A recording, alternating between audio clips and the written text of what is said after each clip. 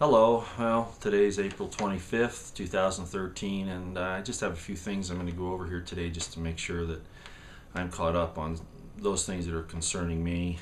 Um, you did hear in the news, I'm sure, that Senator Chambliss, I'm not sure how to say his name, pardon me for that, I should know, but he says that the U.S., he's seen some intelligence information that the U.S. had a lot of information, many tips on this thing that was going to happen in Boston. Now, of course, with all the ties into the intelligence services and the FBI and the State Department that we know that Tamerlan had, it's not surprising that there were a lot of things going, a lot of chatter.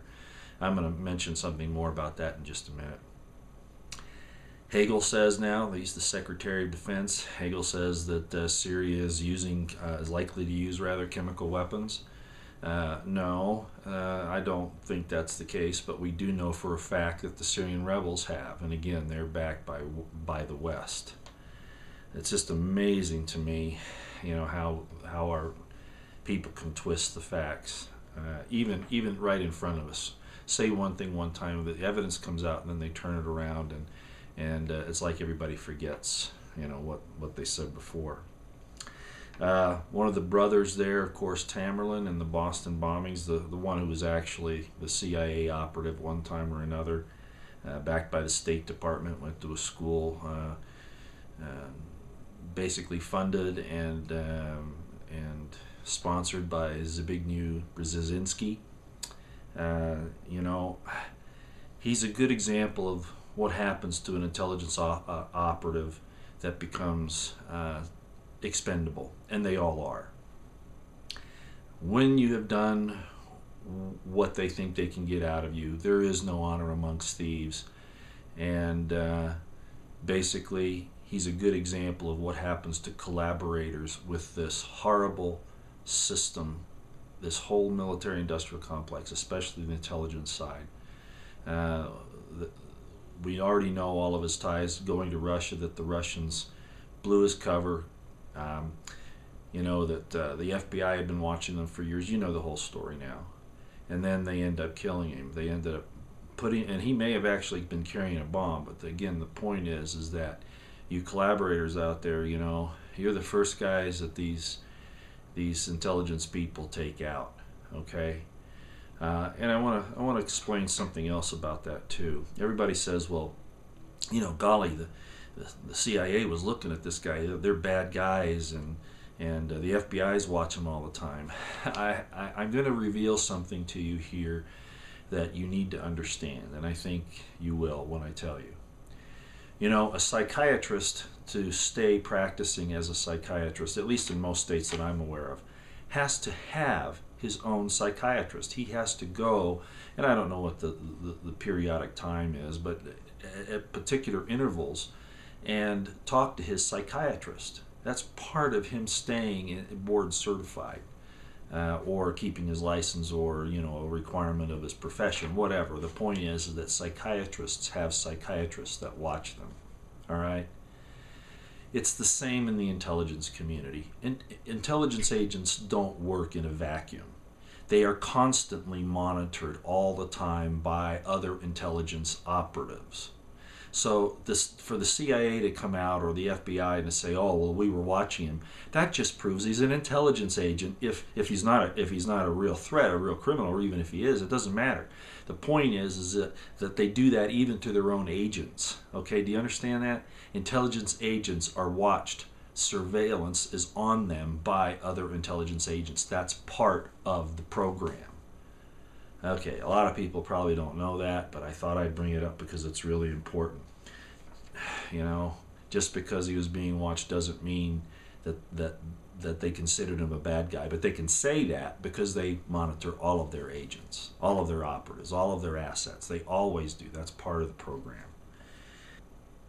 The kid there that they had in the boat, you know about the taking down of almost the entire city of Boston. I think it was like 100 square miles that they actually put under martial law, looking for this one 19-year-old. And everybody's saying, well, the officers, they were going into these homes, and, oh, we didn't know who the suspects were. You never know who the suspects or their supporters are, but you don't You don't terrorize the whole city to do it. I never did it as a police officer or in the military. This is ridiculous. All right? This was absolutely ridiculous. Let me tell you what should have happened. When they figured out that he was in that boat, they should have gotten a negotiator to talk him out. This is a 19-year-old kid. The fact that they didn't do it that way, shot first and asked questions later, and you know, I haven't seen all the video from the news people, but the reason why they didn't end up killing him is because the news people were watching them. But regardless of that, I don't know that they tried to talk him out, but I'll tell you what, they didn't take a whole lot of time trying to get it done. And to take a suspect into custody alive is always better. Why? Because then you can question them. So they tried to kill him at first, and then they came out, and there's been some, you know, he came out of the boat, miraculously survived that. I'm sure he was shot up a little bit, but nothing lethal. And then the story was he tried to commit suicide by shooting himself. Now, I don't believe that at all. But you know, then the tracheotomy or whatever they did at that point in time to keep him silent, you know, all of that. The point is, I wouldn't have shot first, and certainly not with tens of officers out there loading that boat with bullets. Negotiation first. So everything about this is overkill. Everything about this is authoritarian, tyrannical abuse of power. It's not the United States of America anymore. All right.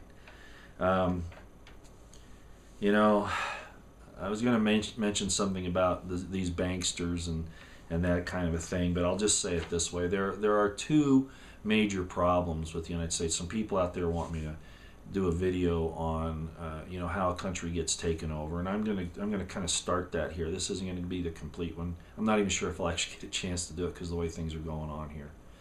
But there are basically two problems. One is the international banking system. And somebody wrote in a while ago and said, well, do you know anything about the three city-states? And yes, of course I do. The Act of 1871 for the District of Columbia, yes, I do. And I'm not saying you're wrong. You're absolutely right.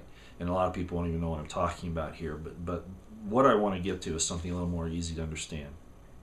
Okay, so you have the international bankers that control things. They're the problem.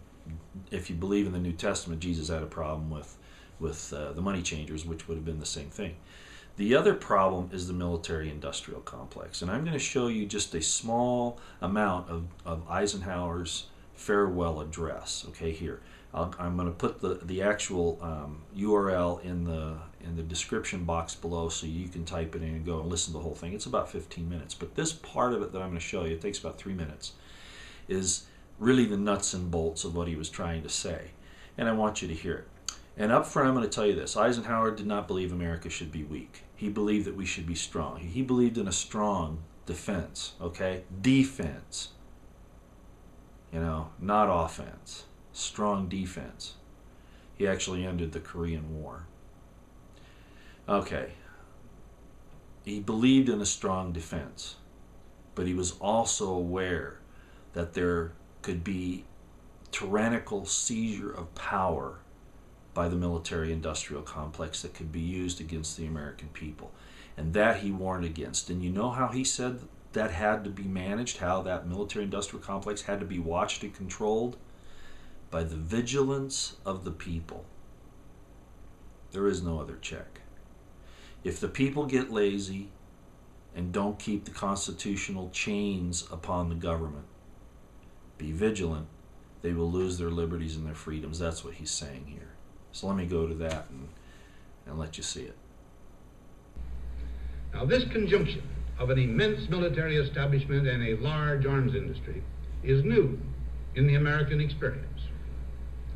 The total influence, economic, political, even spiritual, is felt in every city, every state house, every office of the federal government. We recognize the imperative need for this development. Yet we must not fail to comprehend its grave implications. Our toil, resources, and livelihood are all involved. So is the very structure of our society. In the councils of government, we must guard against the acquisition of unwarranted influence, whether sought or unsought, by the military-industrial complex.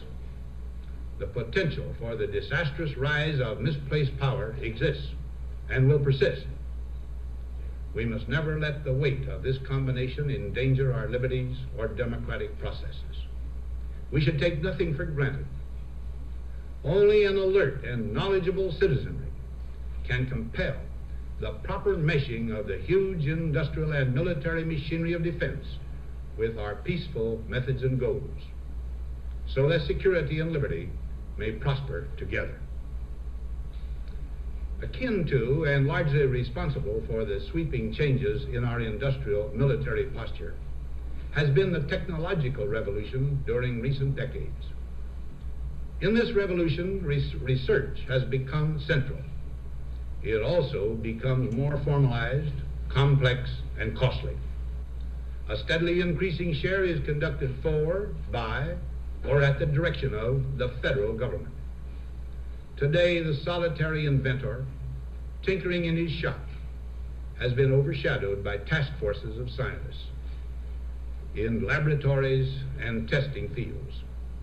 In the same fashion, the free university, historically the fountainhead of free ideas and scientific discovery, has experienced a revolution in the conduct of research. Partly because of the huge costs involved, a government contract becomes virtually a substitute for intellectual curiosity. For every old blackboard, there are now hundreds of new electronic computers. The prospect of domination of the nation's scholars by federal employment, project allocations, and the power of money is ever present and is gravely to be regarded. Yet in holding scientific research and discovery in respect, as we should, we must also be alert to the equal and opposite danger that public policy could itself become the captive of a scientific, technological elite. It is the task of statesmanship to mold, to balance, and to integrate these and other forces, new and old, within the principles of our democratic system, ever aiming toward the supreme goals of our free society. All right. And again, you can go on YouTube and you can type in President Eisenhower's farewell address, look for the full version, and listen to the whole thing. It's about 15 minutes. Thank you very much, and I have absolutely only one more thing to say today, at least at this point. How do we fix America? How do we fix the world? You know, they're very anxious to point out enemies. They make enemies for us to convince us that we have to have the military-industrial complex and all these silly foreign policies that contradict each other to protect us, and of course they don't. Remember what I said the other day about how you deal with your neighbor? You speak the truth and you honor your promises, as long as, at a national level, as long as those promises, you know, aren't done with subterfuge or without the consent of the American people. And even there have to be restrictions, because the Constitution and the Bill of Rights are there again to keep the government from going too far. But what I'm getting at here is this: you deal with your neighbor, you do that the same way you deal with other nations. Do unto others as you would have them do unto you. A Jewish rabbi said it a different way a few years before Jesus. He said, the whole of the law is this: do not that which you hate to your neighbor. Same thing. So I'll close with that. If we all practice that on every level, I think things would get better. All right. Okay. Enough for today. Thank you very much.